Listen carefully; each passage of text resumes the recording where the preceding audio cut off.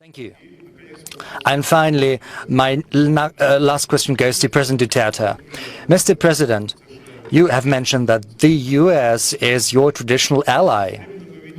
At the same time, as we can see, your country has drastically reshaped its foreign policy. It used to be unilaterally oriented towards the US, and right now your foreign policy is multilateral, multi-vector, and Russia holds an important place in that regard. You've also managed to improve and reinforce your relations with China. How did you do that?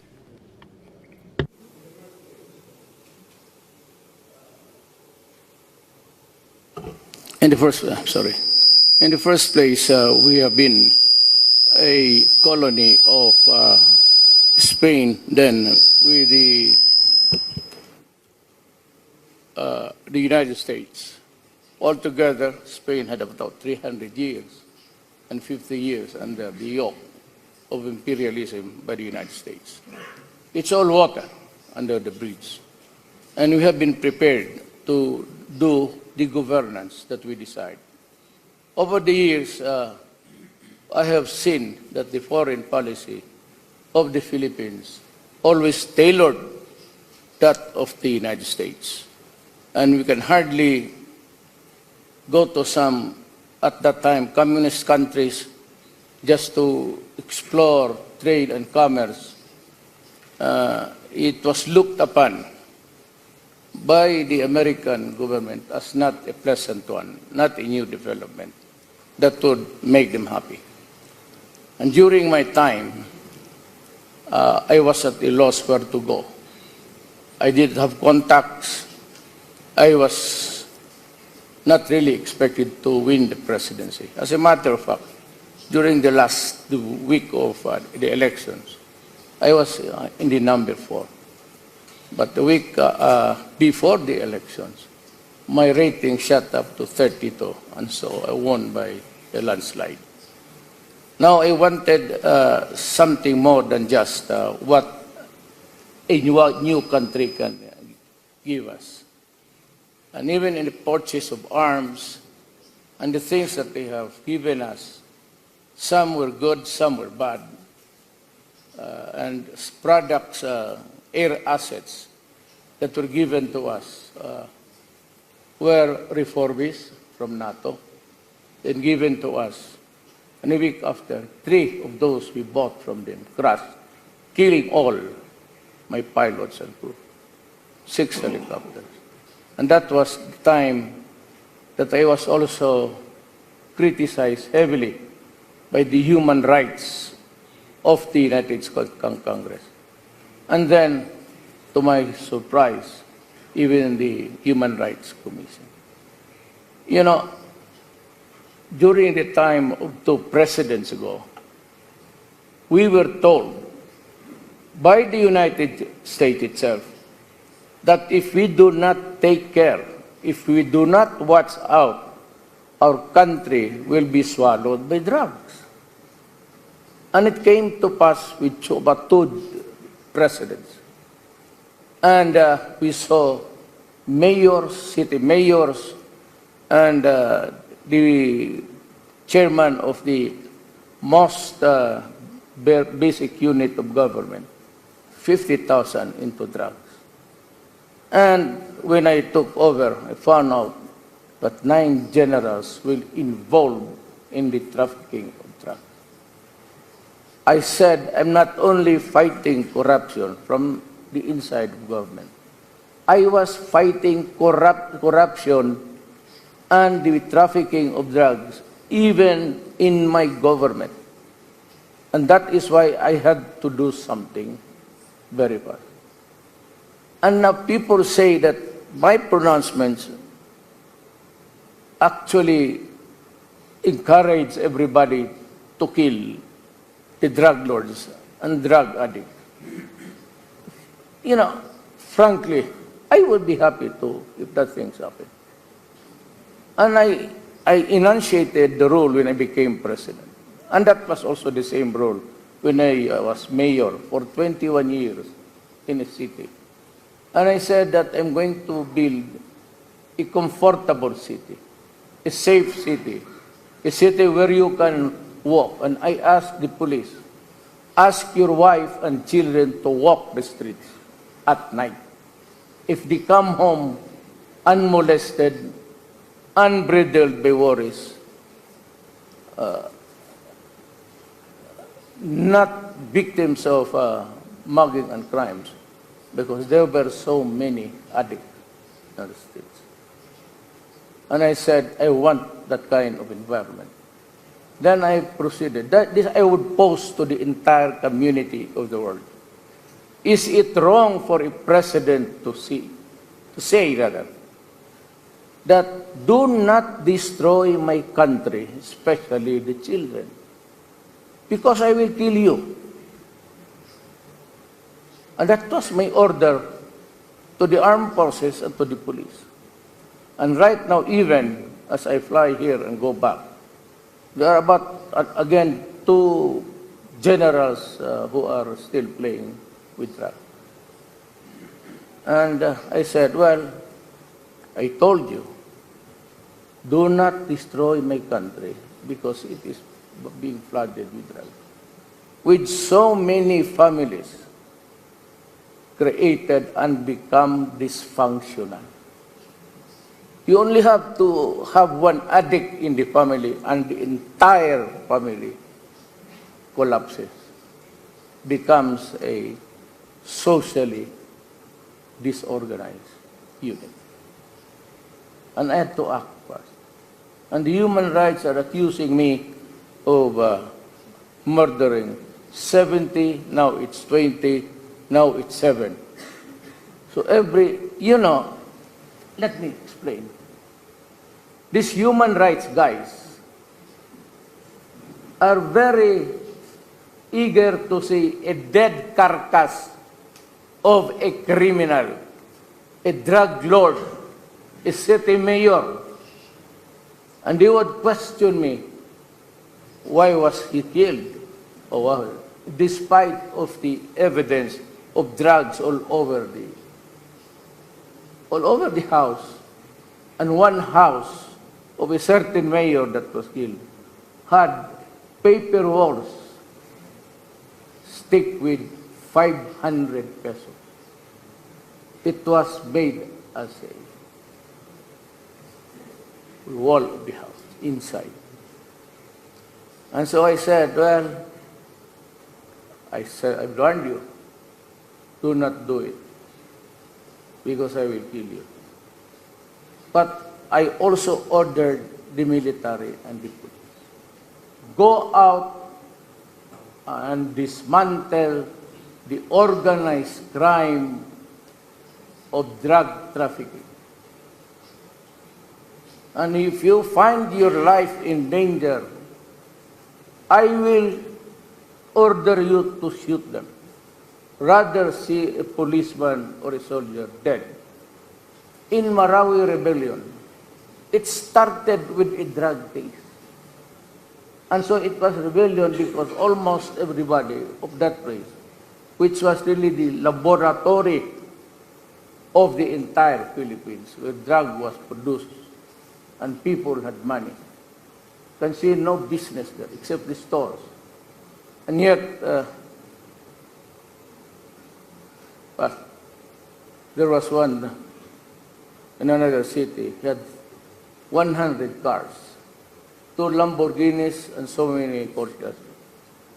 And yet, the human rights would still insist on a wrong committed by him. So I'm telling them, I'm sorry. But if there is something, I told you, you dismantle. And if in the process you kill. And I said to the world, and to the United Nations, and to everybody, I take responsibility for all of the consequences of this drug war. I and I alone. If somebody has to be hanged, I will be happy. I will even put the noose on my neck and say, go ahead. Or if you want to shoot me in a firing squad, fine.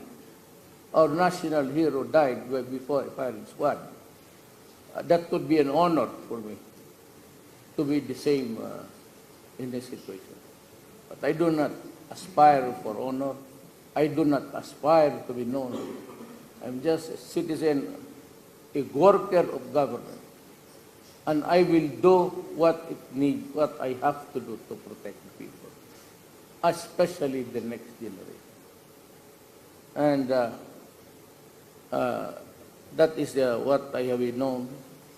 They are always threatening me with bringing me to the... that would be the day. We have courts in my country. The judges are independent. The prosecutors do not talk to me. And so I said, if there is somebody who will answer for this, I will, but you have to do your job. And I have fired so many prosecutors and judges because corruption was eroding the very foundation of government. And I said, I came up with a statement. Little did I know that I will not only be fighting the criminals, the drug lords, the kidnappers. I was fighting men in my own government and the corruption that drugs bring. Drugs cannot prosper, I tell you, unless the military and the police would allow it. If the city mayor in my city, if I say do not do it, and if you have been to the Philippines, do not look at the carcass of the criminals. You will get nothing. Look at the many thousands of families that are socially dysfunctional because if you want to destroy your enemy, feed one of his children with drugs, and your dog, the family goes kaput. I am faced with the job of the human rights of the criminals. I have no business. I have no universal right to destroy a fellow human being. I do not allow the military to shoot a person hog-tied or with stretched hand in surrender.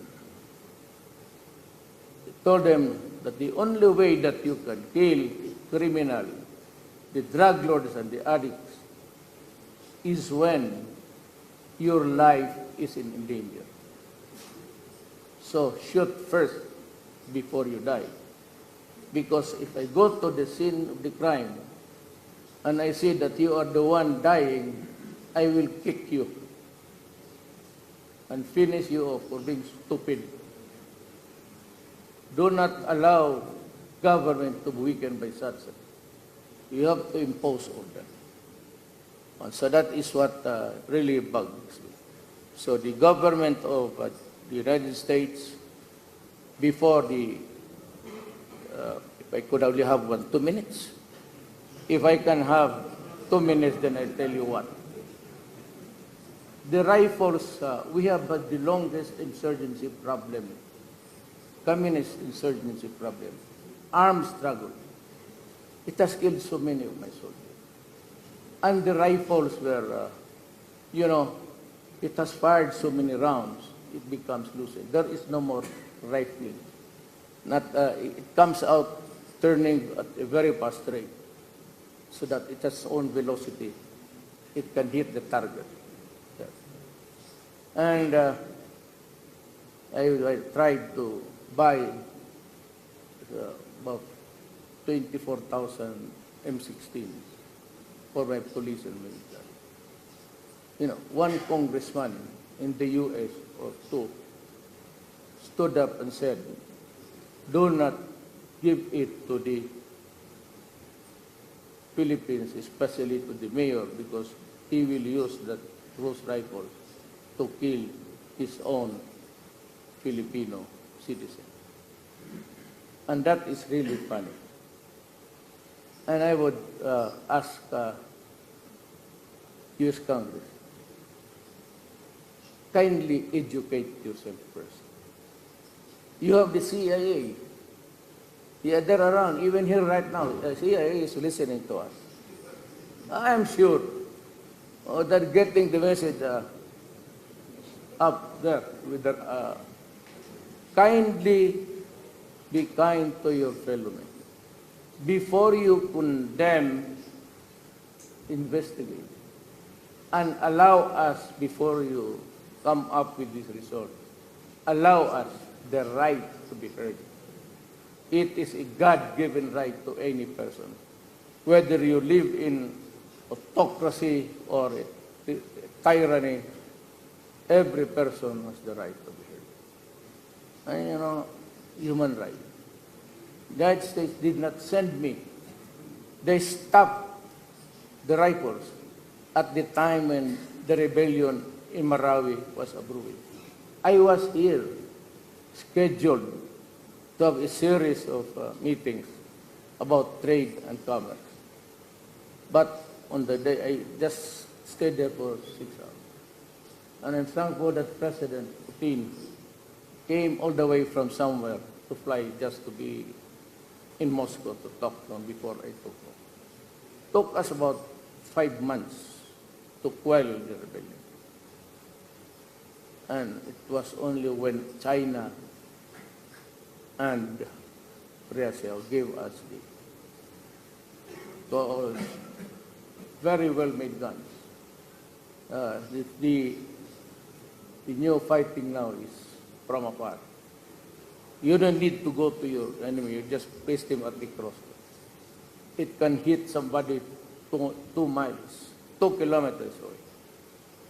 And those rifles that were that good, if your sniper has been trained properly. That was our advantage, and that is our story. I tried to buy helicopters, and I was looking around South Korea and Russia and Israel. They said, no, you cannot buy. You buy from us. So Bell Helicopter of Canada offered me 10, but with a condition that I cannot use it against my own citizens. I said, look, stupid. I am buying these helicopters because they are killing the people, the rebels, and my military men, and my police. And you sell me a helicopter with the condition that I cannot place armaments, only for transport of dead soldiers. So, wounded soldiers, and for humanitarian reasons. When as a matter of fact, these rebels are rebelling because they want to oust the government. ISIS is there. We're having a hard time fighting terrorism. They blow churches, so many. They blow military camps. The suicide bombers are not from there, but white-looking. I really don't know their nationalities. We do not know because we can only recover bits and pieces of their bodies. Mr. President, I'm very sorry. I have a club to be very unpolite. So I'm sorry I'm intervening, but maybe we go ahead and then come back to you. Yes. Well, yes. Still 1 minute. I will end up by saying that, well, this has been the issue in the Philippines, that they have a president who's a moderate. I assure you. I have a religion, and they say that, well, bishops and all of this, they've been attacking me. And I said, your religion is not. I have my own God. And I'm planning to invite the Russian Orthodox missionaries come to the Philippines so that we can look for a place where we can build the Orthodox Church. It was built many years ago by the Russians. 1922. This was destroyed. It's an old dilapidated. Please excuse me, Mr. President, this 1 minute is still there. Or? Yes. I'm now involved now freedom of religion. Well, I must end by this, just abusing the minds of people. I am not a killer. Some say a killer of what? Maybe you know what it is. You are all practicing it. Killing girls, maybe? Women? We are good at that. I have yet to kill one human being. When I say I will kill you, well, that's a statement coming from the mouth of the President. Still have half a minute, I will forgo it. Probably after we have questions from the hall. Yes. Probably next thing we'll think Oh, I about. forgot Okay. about it. Yes, I'd be happy to respond to it. Спасибо. А теперь перейдем к... Can we equal West to the East? No, seriously. No joke. President Duterte, can you actually equal West to the East? And can we talk about sort of a unisex approach, so to say? East and West. This division, is this a thing of the past, or it's a natural division to have West versus East? There has always been a divide between the East and the West, culturally and financially, except for China, was really doing great all these years with so many dynasties. But the rest of East Asia had so many experiences of colonialism. That is why it's very hard really to connect it. They still harbor the Indonesia went to the Dutch, the Philippines bought to the Spaniards and the Americans, and Malaysia to Malaysia. So any attempt that would force or persuade even a nation for them to adopt the Western ways is always suspect. Now that's the problem. So there has to be a more social intercourse, and this should not only be limited to diplomatic levels, but in terms of exchanges among people.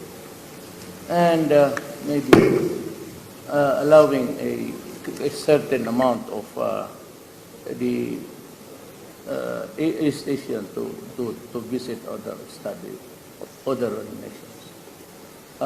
In terms of loyalty, it's also very hard now to fathom where they are or where the Philippines is. I'm charting a new course, not really separate from America, but more of the colonial vestiges of the practice of the diplomacy. Where we go, right after the independence in 1947, we have always been guided towards what policies. And for the longest time, we never had any concrete relations between Russia and the Eastern Bloc at that time, because they were pictured to be the enemy of democracy. And democracy then, to the Western world, was their monopoly. And that the rest of the world were totalitarian or ruled by despots and tyrants. And that has been the food for thought even among children. There's always the USIS, it's a library, and everybody attended there, and you can see all the propaganda. Maybe the next generation will. I am the last baby of my generation. I was born in 1945. Practically, but still, the practice of the Western ways are still there. But intellectually, maybe educationally, it would take time. It is hard for the Filipinos to understand that there's no such thing as a non-democratic government in the Eastern Europe at that time. It was always an American propaganda against nothing from the West. So it was not only after Berlin was liberated, so to speak, and that there was this exchange of ideas now from Germany. But it's not enough. It's not enough. This is also because of the financial setup. We are always looked upon as, always sometimes the crumbs of your favor. And I think that America is one country who is not treating its former colony right. And for the new generation, and sometimes if you, like me, we have a hurt for being subjugated by foreigners. So it's a colonial thing amongst the East Asia, Indonesia, Malaysia, Brunei,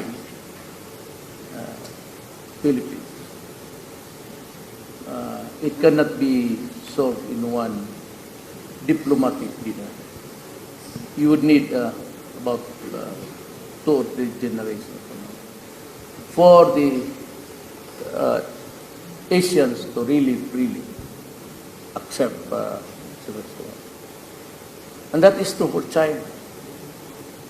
The Opium Wars, the impositions of so many things that destroyed the country. That does not go away suddenly.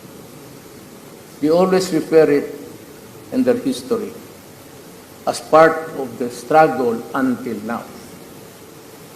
That portion of having been colonized and brutalized is still a part of the paradigm when they talked about religions. Mr. President, can you wrap up if possible? Well, we actually understood that our hypothesis proved wrong. So, между Востоком и Западом все. So between the West and the East,